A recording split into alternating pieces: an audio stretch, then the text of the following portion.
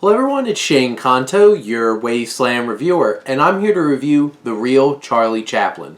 And this is a new documentary coming to Showtime from directors Peter Middleton and James Spinney, and this is narrated by Pearl Mackie. And this documentary focuses on the life of Charlie Chaplin, and framing it through a Life magazine interview that he did in 1966, utilizing his own words, his own perspectives, but also interviews with historians and his children and a lot of other kinds of information over the course of this man's life, which spanned a very long time. And this film definitely, I guess getting off with the things that maybe didn't 100% work for me, it definitely felt slow. It definitely had one of those kinds of paces where there wasn't a whole lot of energy to it. There wasn't a whole lot of, there's a couple of times where it felt like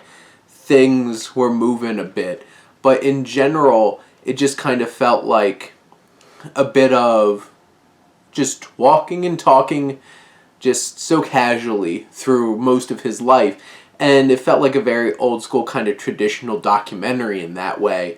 But in many ways, the filmmaking from the two directors kind of make up for some of that slow pacing in terms of there's a very interesting and engaging hook at the beginning of the film and leading up to a great title sequence of just Charlie Chaplin's name and all of his different movie posters and stuff like that, cutting all the way across the screen. The music is really well done and helps really match the tone of the film. The way that it moves fluidly between, it reminds me a lot of, if anybody's seen Mike Mills films, there's a certain vibe that he had in 20th Century Women where it would be cutting back and you'd have each of these characters kind of telling their backstory and perspectives on the world, and you definitely had things like that that would come across, and it felt like those kind of cutaways, and it was very artful and engaging, and you got to see a broad scope of his whole entire career from when he was a kid all the way up until he was an adult, and not only his perspective on these things, but there was some pretty strong primary sources of information in this film.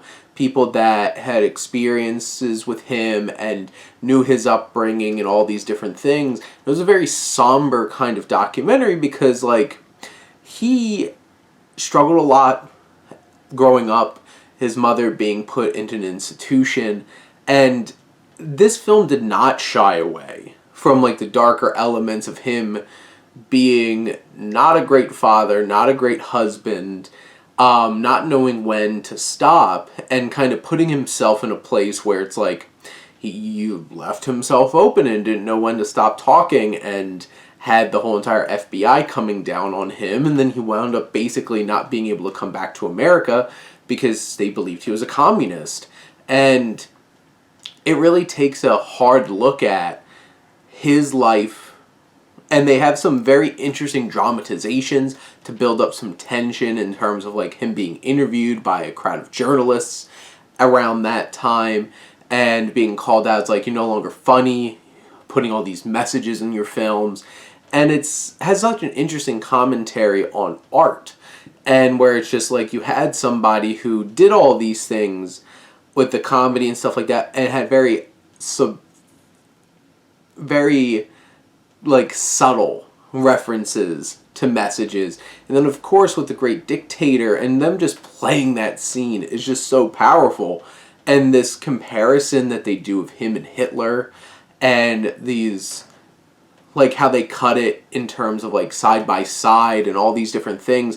And it really built up an interesting commentary on two sides of the same coin, and seeing that play out between Chaplin and Hitler. And this film brought a very interesting and engaging perspective and approach to telling his story. Even if it might have been a little slow, and this film pushes 2 hours, there's a lot of interesting approaches and ideas and filmmaking techniques and storytelling techniques that come together to make a pretty dynamic and intriguing and engaging documentary experience. And, I learned a lot of these things from watching Chaplin, the Robert Downey Jr. film, but this is such an interesting way of presenting this information. It's done in such a artful way that this is a really well done documentary, very engaging and very interesting, capturing one of the most recognizable human beings ever and breaking down that idea of the tramp and the hat, the mustache, the cane, the shoes, the jacket, all of those things, and what really came together to create that character, and then looking beyond it to find the real Charlie Chaplin. And that's what this documentary does, and it does it in a really interesting and informational and impactful way. And you could definitely see that this was a complicated man who made a lot of mistakes and did some bad things and put things in front of stuff that should have been more important to him, and also being a pretty bad husband most of the time in most of his marriages.